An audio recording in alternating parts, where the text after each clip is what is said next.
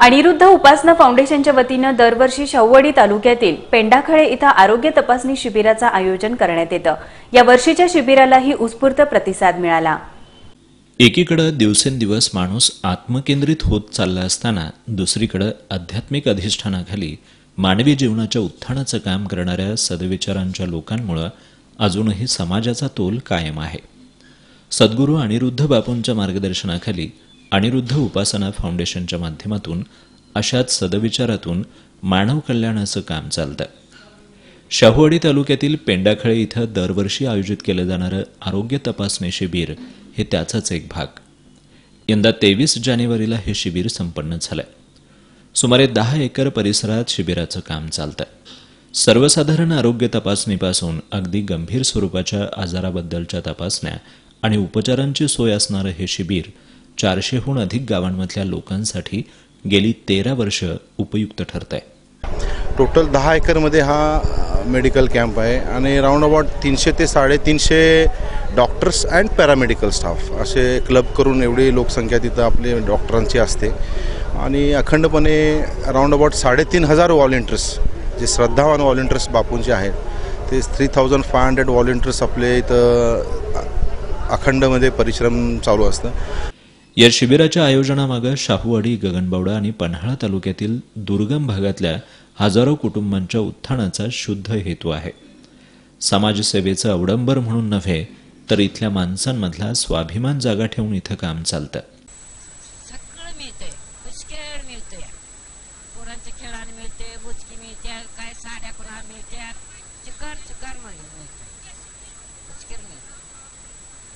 त्यांची द्यायची हे आहे आणि घेण्याची माणसांची इच्छा आहे। एक दिवसासाठी आरोग्य तपासणी शिबिर राबवून अनिरुद्ध उपासना फाउंडेशनचं काम थांबत नाही। दुर्गम वाड्या वस्त्यांवर राहणाऱ्या सर्वसामान्य कुटुंबातल्या लोकांना आरोग्यदायी जीवनशैली बहाल करण्यासाठी हे फाउंडेशन काम करतंय। शिबिराच्या पहिल्या दिवशी 400 गावांमधल्या हजारो कुटुंबांना आरोग्यपूर्ण जीवनशैलीसाठी लागणाऱ्या साहित्याचं वाटप केलं जातं। ॲक्च्युली 3 दिवस कॅम्प असतो आपला। पहिल्या दिवशी रिपोर्टिंग असतं, दुसऱ्या दिवशी जुनं ते सोनं अंतर्गत जे जुने कपडे असतात ते आपण वाड्या वस्त्यामध्ये राऊंड अबाउट 85 विलेजेसमध्ये जाऊन जुनं ते सोनं अंतर्गत 25 हबमध्ये कमिटीमध्ये जाऊन आम्ही ते वाटप करतो। त्याबरोबर हायजीन डिस्ट्रीब्युशन होतं। गेली 13 वर्ष चालणाऱ्या या उपक्रमाची व्याप्ती वर्षानुवर्ष वाढत चालली आहे।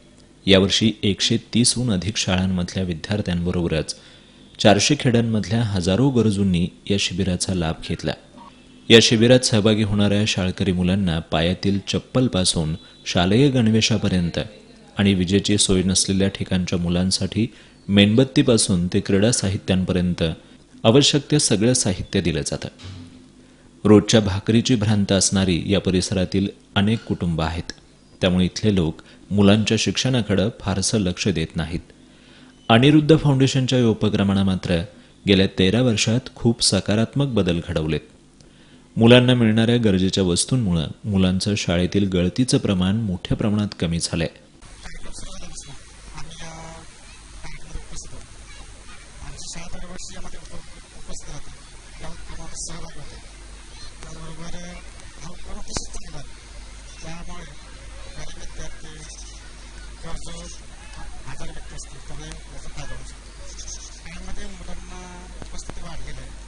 सहभागी होतो आणि उपक्रमामध्ये कसं मुलांना फायदा होतो।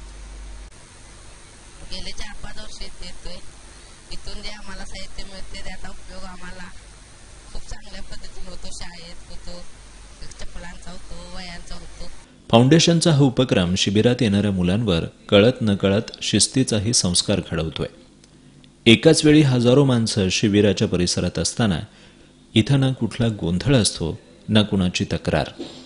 वाहनांच्या पार्किंगपासून अन्नदानापर्यंतच्या सगळ्या सेवांमधली शिस्त आणि सेवेकऱ्यांची आपुलकी शाळकरी मुलांना भावते।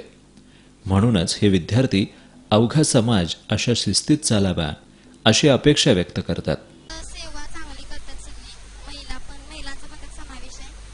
छान सेवा करतात, लहान मुलांना किंवा म्हाताऱ्या माणसाला सांभाळून सगळ्या समाजात असं व्हायला या उपक्रमामधला सेवाभाव आणि शिस्त आमदार सतेज पाटील यांच्यासारख्या राजकीय नेतृत्वाला सुद्धा भावली.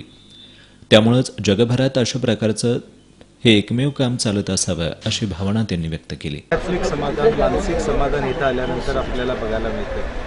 हजारो विद्यार्थी, सामान्य कुटुंबातले, गरीब कुटुंबातले, ज्यांना स्लीपर घेताना जो आनंद बघतो, ड्रेस मिळताना जो आनंद बघतो, एक पुण्याचं काम आदरणीय बापूंच्या माध्यमातून या ठिकाणी होत आहे. या आध्यात्मिक कामाला आमच्या शुभेच्छा निश्चितपणे आहेत आणि मला वाटते जगामध्ये असं कुठेही होत नसेल. ते एका भूमीमध्ये आणि सगळी योजना स्वयंसेवकांच्या माध्यमातून उत्स्फूर्तरित्या स्वतः डॉक्टर्स मंडळी असतील किंवा अगदी येत असताना रस्त्यावर उभारणारा स्वयंसेवक असेल, हा देखील हरिओम या नावाभोवती एकत्र येतो आणि एक मोठं कार्य या ठिकाणी होतं. 13 वर्षांपूर्वी ज्यावेळी हे काम सुरू झालं त्यावेळी इथल्या लोकांमध्ये आरोग्याची काळजी घेण्याबद्दल फारशी जागरूकता नव्हती. शरीराची स्वच्छता न करण्यामुळे इथले लोक वेगवेगळ्या आजारांना बळी पडत होते.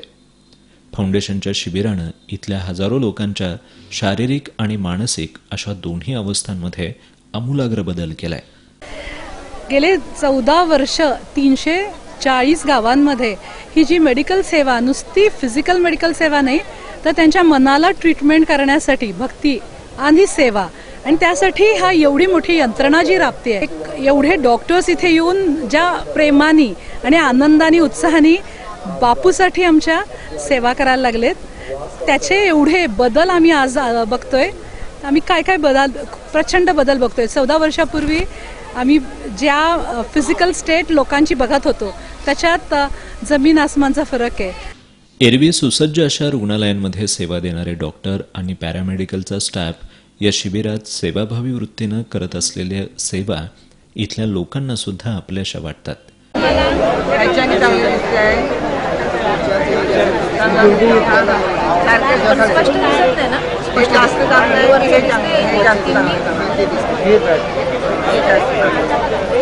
आता बघा, आता कसं वाटतंय?